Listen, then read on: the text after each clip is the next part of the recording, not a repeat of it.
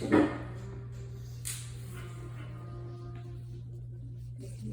in this one, so you just want to take a picture of the vitamin C. It's kind of what you went over, but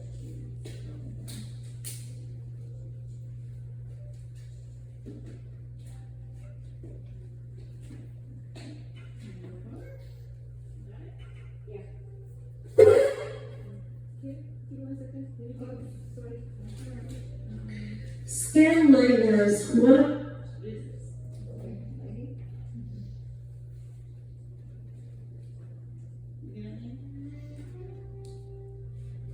Okay, thank you.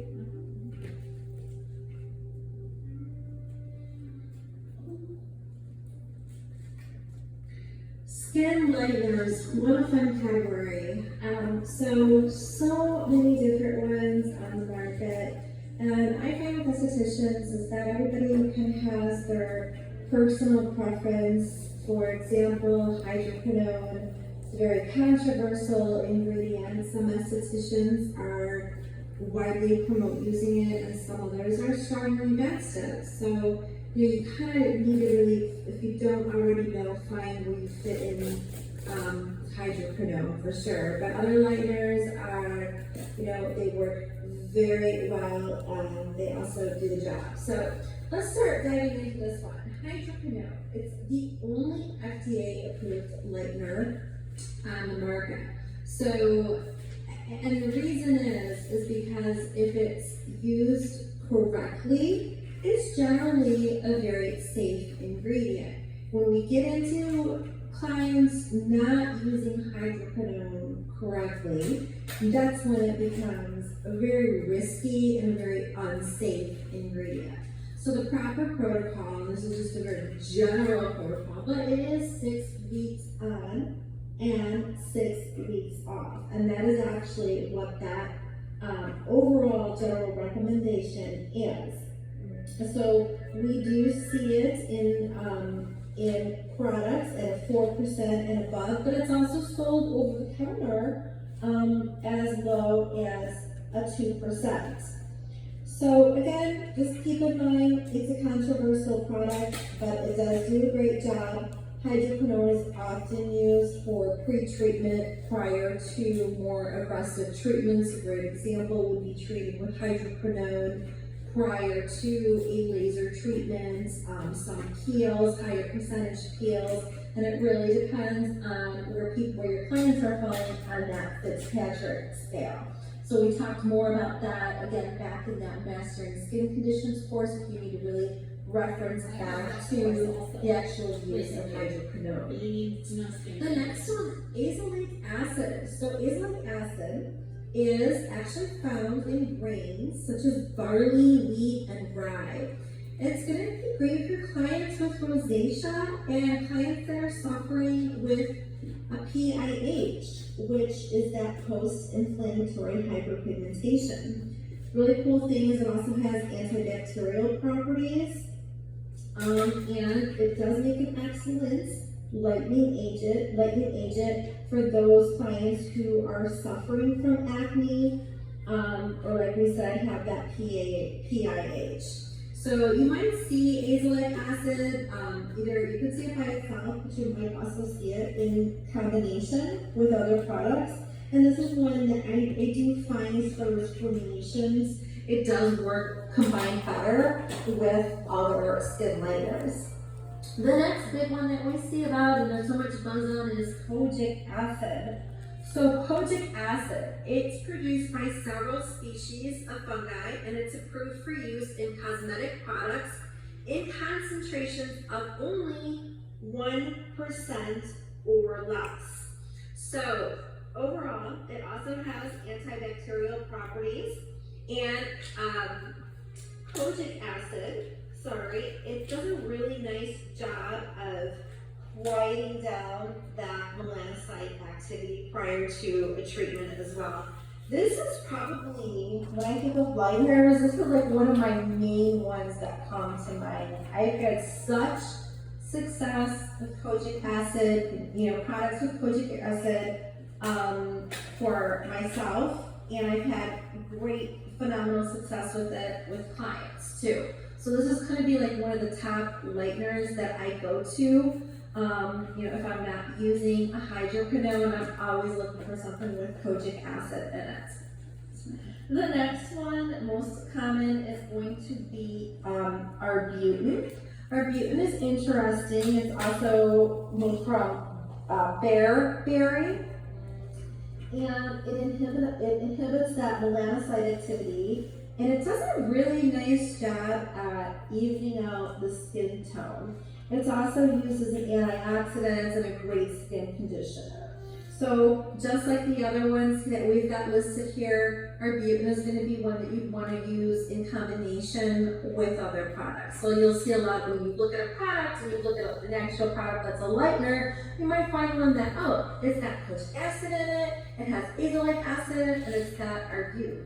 Wow, that sounds pretty powerful to me. So probably a good lightener. It just depends on what the delivery system is now, and as far as preservatives, what else is actually in that product. So let's move on. Any questions so far? Does the hydroquinone, I can't even say it, does it help with pigmentation, like acne post-scarring? Yes. But they can But use it like with I retin. said, no, you cannot. Because you're 6 weeks on, 6 weeks off on that. Retinol, will probably severely dry it. Yeah. Have you used it? Yeah. Now you can probably switch out when you're not on that and switch it. Okay.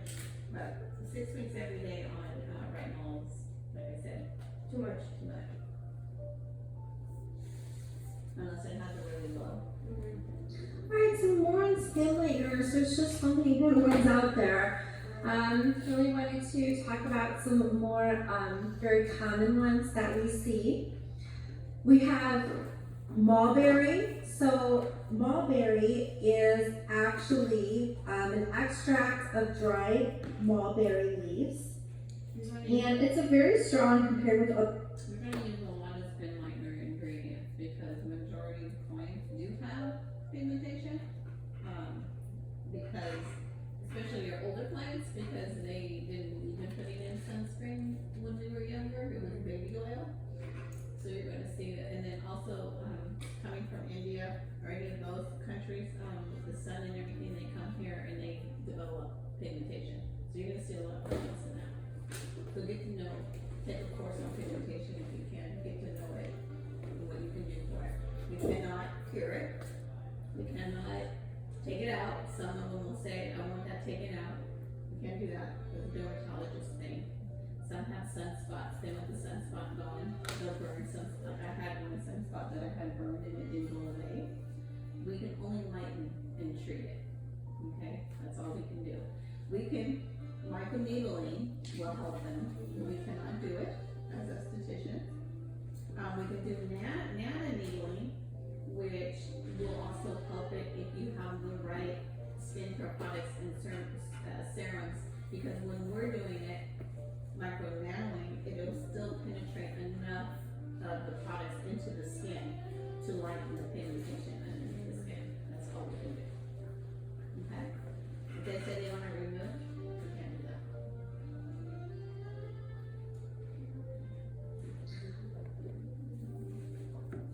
Peptides, we hear so much buzz on peptides. So peptides are the building blocks that make up a protein. They're amino acids that are linked together to form an amino peptide. Amino peptides link together to become the basis for a protein. So let's break that down. Look at this little picture on the slide below. You can see here step one. We've got all the amino acids, okay? And then we can see that all these little amino acids are linking up to form the actual peptide. And then in the third picture, the peptides are linking to become the basis for the protein, which is the most vital protein in skin is, what do we know it as? Collagen. So peptides, when you think of peptides, I want you to think about collagen, protein, collagen. start getting that in your head. I think we're all programmed in school that they are chains of amino acids, but after a while, it just doesn't really mean a whole lot. So let's kind of change the mindset and start linking peptides to anti-aging and proteins and collagen.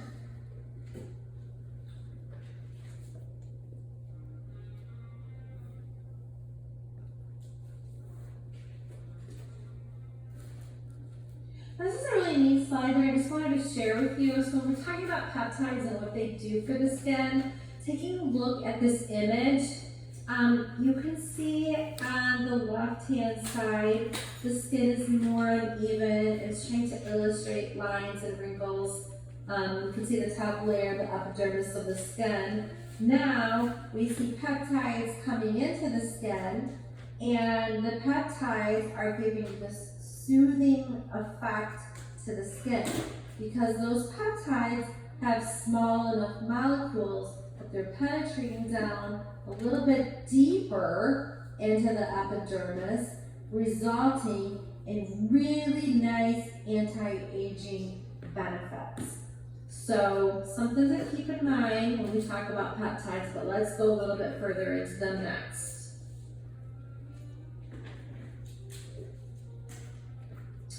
More on peptides. So you really start looking at peptides. There's so many different ones. It's unbelievable.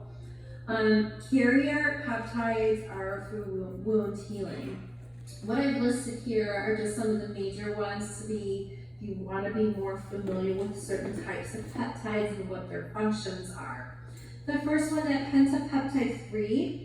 Now this one is comparable to a retinol, stimulating those little fibroblasts, that collagen, those collagen fibers and collagen production.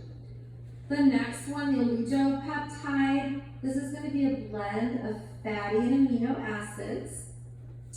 Hexapeptide 8 is a very common one. They say this is the one that's like the Botox in the bottles, the hexapeptide 8. It relaxes facial muscles that lead to expression lines. And I know that there was some of those, there's different companies that kind of market that whole Botox in a bottle type thing. That's what that's that ingredient that's in there, is that hexapeptide 8. The next one is the glycopolypeptide. This enhances the immune response and the cellular metabolism of the stem. Another really cool thing I want to share with you all about peptides is when I was at the beauty show in Chicago, a few years back, I came across a skincare formulator there, and she had formulated a whole line made just with exclusively peptides. And we're talking using such a different variety and a different blend of peptides, and everything from her cleansers, her serums, her moisturizers, everything included peptides. And she had some amazing serums. Her name was Victoria, I believe it was Victoria Dean. Victoria Dean peptides or something if you wanted to look it up. But I remember trying her samples back then and thinking, wow, I was just so impressed. So if you're a big fan of peptides, I would recommend definitely checking her products out.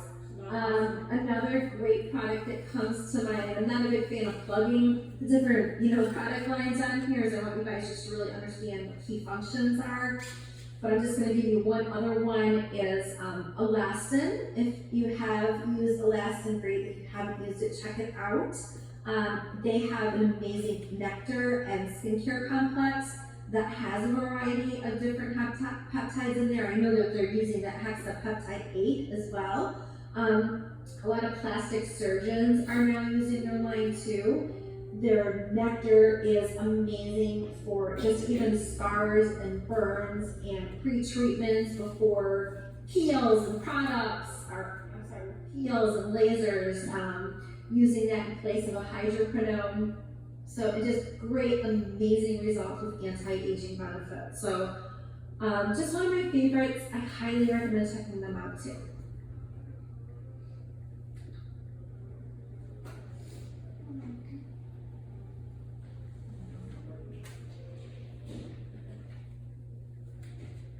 growth factors.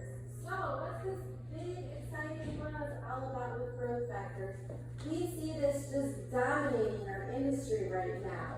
Whether we're talking about HGFs, which is human growth factor, EGFs, which is epidermal growth factors, or we're talking about stem cells. They come in all different ways, but they just do amazing things for the skin. So let's break it down a little bit further so we have just a general understanding of what these growth factors are all about and just what they do to our skin. So we know that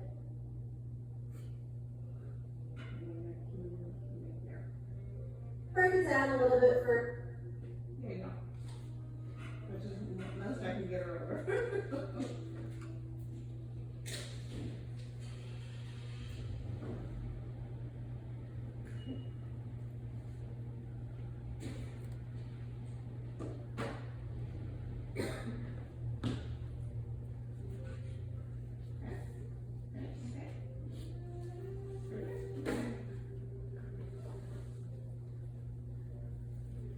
They do to our skin. So we know that they are large proteins. They're found throughout the body. They repair and heal the skin on a very cellular level. So even though they're larger proteins, larger molecules, they still do a great job of getting down into the skin, getting to where they need to go to that cellular structure to really start doing the work, really start repairing it. So it does target. So we're looking more in that aging, anti-aging category. Does a great job of targeting collagen and elasticity in the skin. Growth factors in skin are found in the outermost layers of our skin, and they reproduce less as we age, like everything else, right? So as we get older, we produce less growth factors. And because of this, we have a loss of collagen. We have a loss of elasticity, and we have less supple skin overall, okay? Growth factors basically are engineered in 2 different ways. Pretty simple to break down, and a great thing to tell your clients is giving them that ongoing education, which I'm always promoting everybody to do. The first one is bioengineered in a lab. So they can either come engineered in a lab, or they're going to be extracted from human stem cells. Either way, both of them are going to do what? Reverse the signs of aging, which is awesome. It's not like the end all coming in and doing lasers or doing something really aggressive for the skin, but it's a topical product like anything else. We need to keep in mind what, it's not this over promise for somebody, but it does do some tremendous work. It's pretty cool. Okay, so if they're extracted from human stem cells, where are they coming from? What is the source? So just 3 quick, super simple sources would be fat, skin, or bone marrow, okay? I personally love growth factors. We see them in a lot of great serums. I'd like to see everybody just start getting more of the momentum. If it is part of your menu, offer that. They work great in conjunction with other products and other like vitamin C serums. Get your clients on those and give them just, don't overwhelm them, but just give them little bits and pieces of some client education and how these growth factors work differently because they're working on a cellular level to get in there and do the job and repair those cells. So great information to get. All right, thanks guys.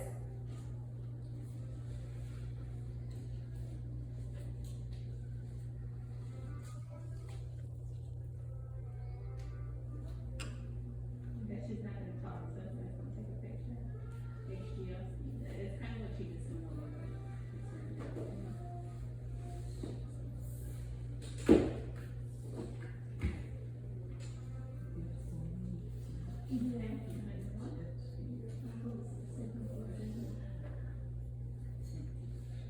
Antibacterial ingredients. So the first one let's talk about is benzoyl peroxide.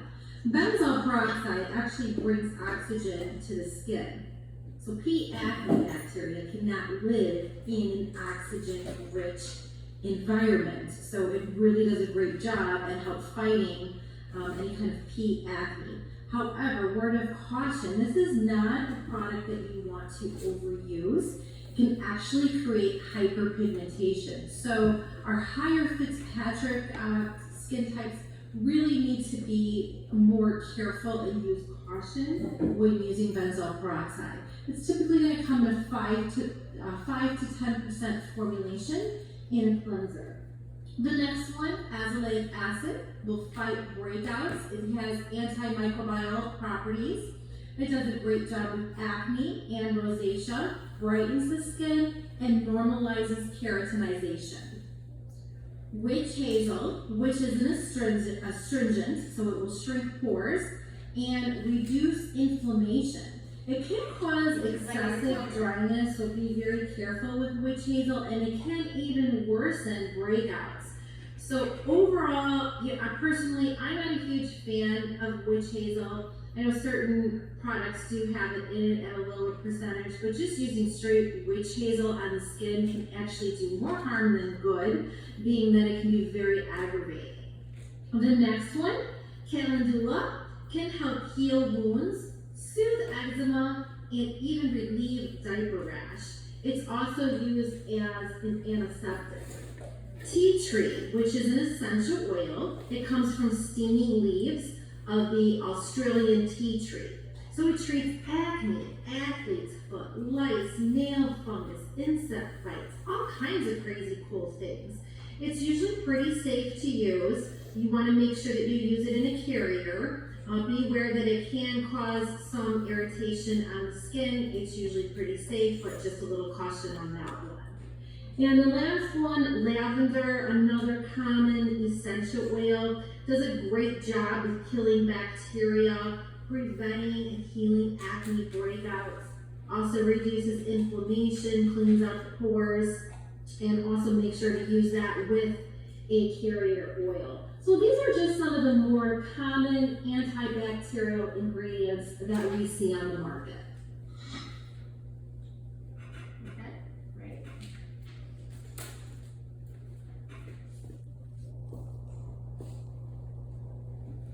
Anti-inflammatory ingredients. So anti-inflammatory ingredients is going to be a really important category because, as we talked about before in our skin conditions course, is that so many of our skin conditions stem from inflammation within the skin. So it's really important to understand this and start getting a really good handle on it and knowing some of these anti-inflammatory ingredients.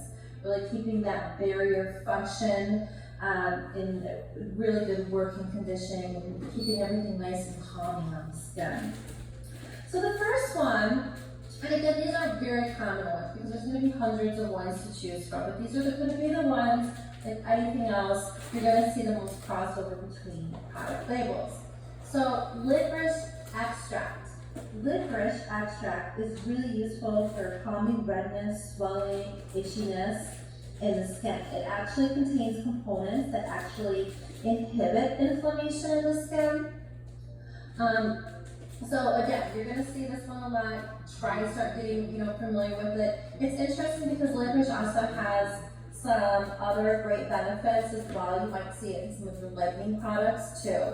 So the second ingredient let's talk about is green tea. Oh my gosh, when you see green tea, it's so many ingredients. When I think of green tea, I immediately think of cleansers. I've seen moisturizers with green tea. It's just so widely used. So the core benefit of this ingredient is going to be really to soothe and calm the redness in the skin.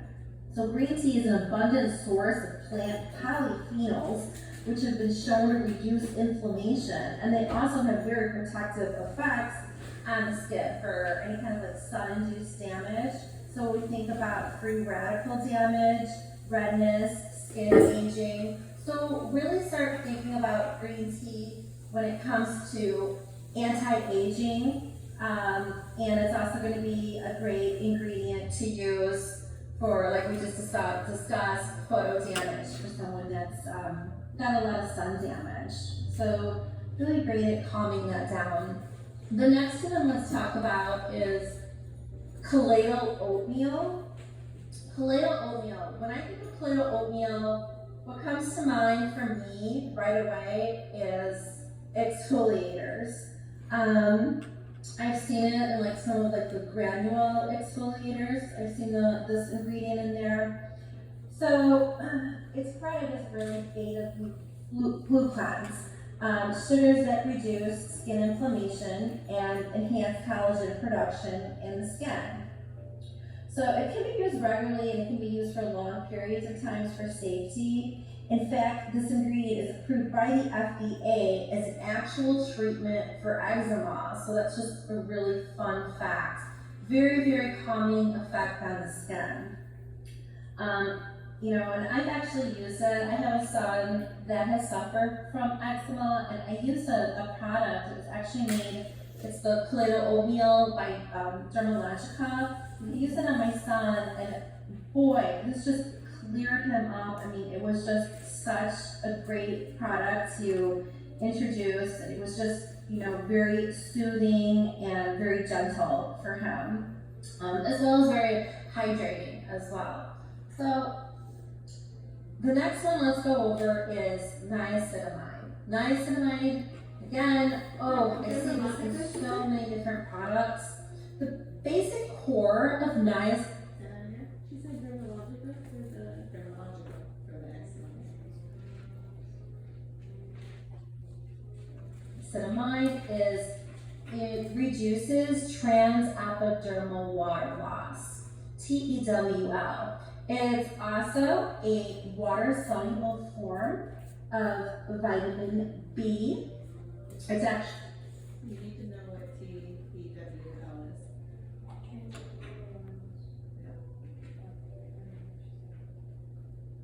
Whoops, sorry guys.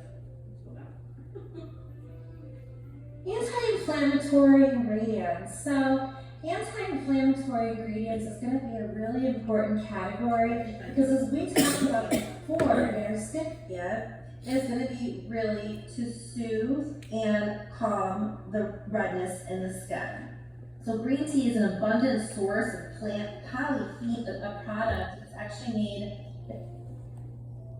like the granule exfoliators, sugars that reduce skin. I see this in so many different products. The basic core of niacinamide is it reduces transepidermal water loss, TEWL. It's also a water-soluble form of vitamin B. It's actually a vitamin B3, and it's commonly used to fight photoaging. So good, but this one, in the anti-aging category. So inflammatory, and it's also got some sebum controlling effects for acne or severe acne. So you can not only put it in the anti-aging category, but your clients that are suffering from severe acne, looking for those products that have the niacinamide is going to be really useful for that. The next one, widely known, is panthenol. Panthenol is actually B5, so it's water soluble and it's very stable and it has a low molecular weight. So what this does is it really does a great job with helping any kind of tissue repair in the skin. It's very hydrating on the stratocorneum, that top layer of the skin, and it's got that anti-inflammatory property in it.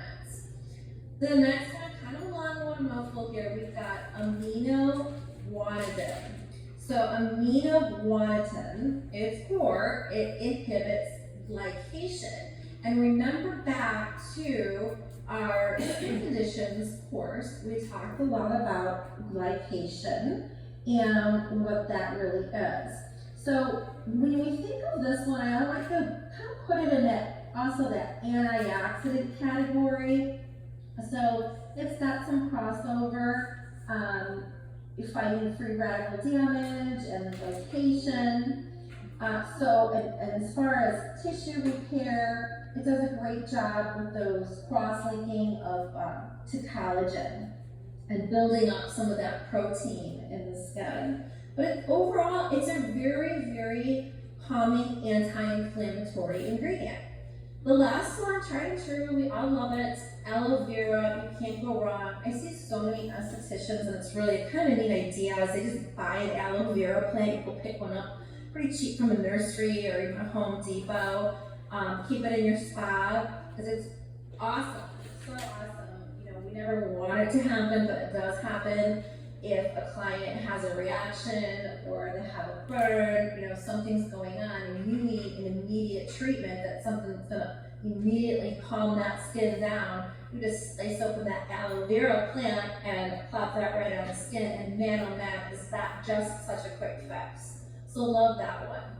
Can alleviate pain and really does a great job at helping heal the skin. I remember years back, even being in school, the girls messing around and learning about chemical peels. One of the girls, she really, you know, had a severe burn on her face. And I remember at the time the instructor saying to her, go get an aloe vera plant when you leave school and put that aloe vera plant, put that leaf, just open up that leaf and just put all that inside right on your face. And within 2 days, her skin looked absolutely fine. So some key ones to keep in mind, like I said before, there's lots of them, but these are by far my favorite anti-inflammatory ingredients. Strengthening and healing. Okay. What a great ingredients out. We can do chemical peels, but it has to be a pH of 3.5. Now, I'm not saying that since I checked, but, Lara was coming on here, I'll ask her the question, if it's changed. Lara has really great peels. There, they're going to be really strengthening and healing for the skin. But these are the ones that hit home for me. At least I really want to see these in products when I'm looking for a product that's going to be very strengthening and healing. First one that comes to mind is vitamin K. Vitamin K is so neat, and a lot of people don't know this, but it strengthens broken capillaries and reduces redness. So when we've got clients coming in and they've got broken capillaries, which are commonly seen around the nose or in their cheeks, and oh my gosh, there's just nothing I can do, you know, I'm so upset and it's really bothering them. Look for a product that has vitamin K in it.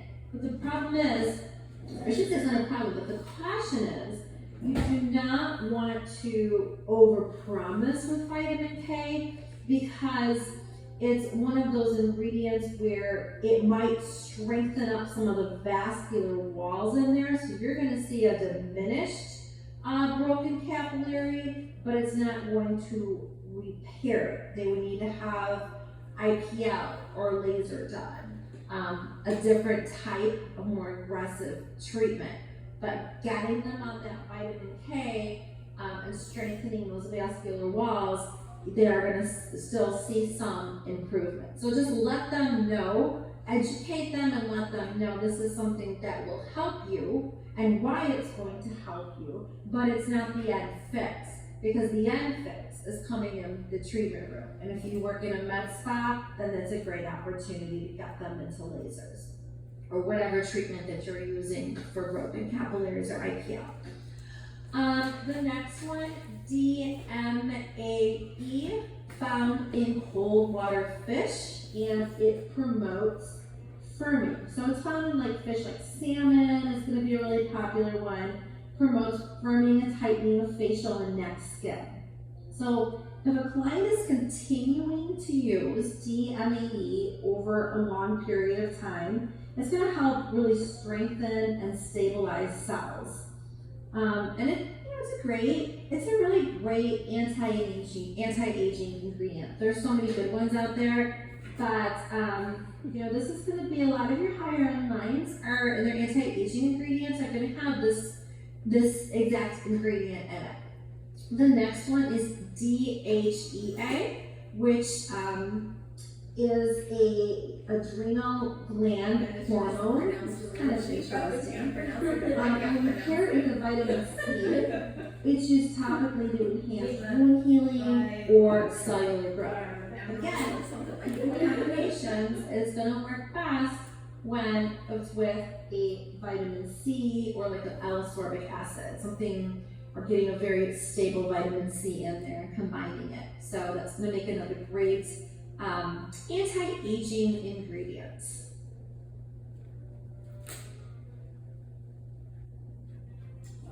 AHA. Alpha hydroxy acid, also known as You know, AHA, AHA kind of one of my category. favorite categories. So what are they? They're water-soluble substances.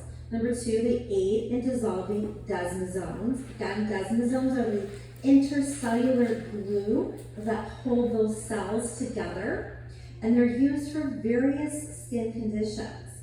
So below, and there's many types of AHAs, but again, these are going to be some examples of the most common ones that you're going to see. So let's first talk about glycolic. We all know about glycolic. It's derived from sugarcane, and it really helps break down the intercellular structure. Keep in mind now, glycolic has the smallest molecular size of all the AHAs. So it's been shown to really strengthen collagen fibers. Glycolic is also kind of a tricky one because it's not for everybody. And as we've talked about in some of the other courses, is that glycolic acid is going to be better for your normal skin to oily skin. Some of the drier or mature skin types or even sensitive skin types don't really do too well with glycolic. So that's one that, just to kind of keep that in mind. See, when she first mentioned glycolic, your first response is, great, I can use that on all my anti-aging because it does collagen. But she just said, you have to look at the skin type. So, If somebody has rosacea, they can't use glycolic, right? rosacea's a very I know, hard. it's very hard. You can't do any exfoliating, you have to be, because it brings up all the inflammation on it. Yeah. So. A lot of the rosacea clients don't come in for facials because they're too scared. My sister was monitored in a long time. Find before you really start playing around with it, especially when you get into higher percentages. The next one let's talk about is lactic acid. So lactic acid is naturally found in milk and sugars, and it's commonly used in skincare products and peels, kind of just like glycolic. So unlike glycolic, with it being more normal to oily, lactic acid is going to be that alternative choice for someone who has drier skin, someone who is a little bit more sensitive. It actually has more of a hydrating ability, and it has, which I love, is the skin lightening properties. So overall, it's more gentler on the skin. The next one let's talk about is malic. Malic is found naturally in apples. It has exfoliating, brightening properties, and it's also going to be another AHA that's very hydrating. The next one is mandelic, which is from bitter almonds, actually. It has lightening and hydrating properties. And the next one we have down is citric acid derived from citric fruits. And it's not very potent on its own, but what it does do is when you combine it with some of the other AHAs, it makes a really wonderful exfoliant. The last one listed is tartaric, which is found in grapes. And this is going to be one of your most mild AHAs. And again, just like with the citric acid, it's going to be best used in combination with other ones. So really start getting familiar with these. You know, even just go and do some further research on glycolic. Do some further research on lactic. Really start breaking it down further. I'm giving you really great key insights right here, and these are going to be key points that when you do your client education or you're talking about products and services that you're using in the treatment room, these are the ones that you're really going to want to hit hard on when you're doing peels or you're doing facials that are including AHAs. Your client wants to know, okay, what is glycolic? Because most of the people have no idea what is lactic, what are the differences. When you know that, when you can show that you take the time and you know the differences from these key AHAs, it is going to start separating you from other people.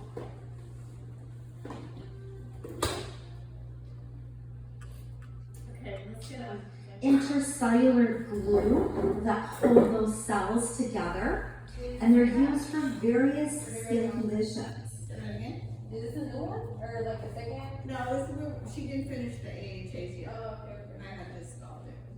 So below, and there's many types of AHAs, but again, these are going to be some examples of the most common ones that you're going to see. So let's first talk about glycolic. We all know about glycolic.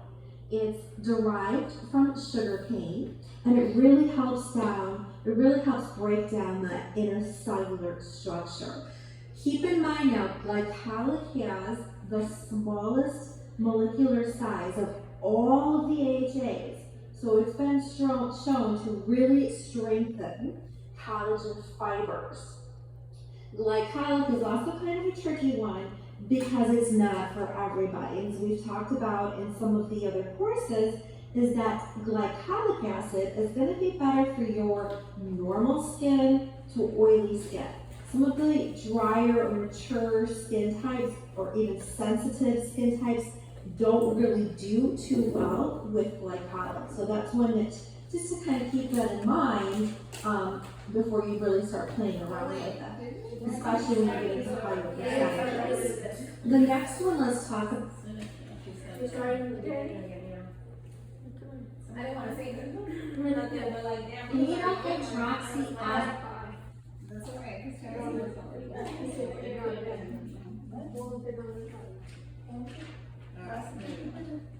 VHA. So you have to know exactly what it stands for. AHAs and VHAs. Beta-hydroxy acids. Okay, because they might mistake worse than, what does it say here?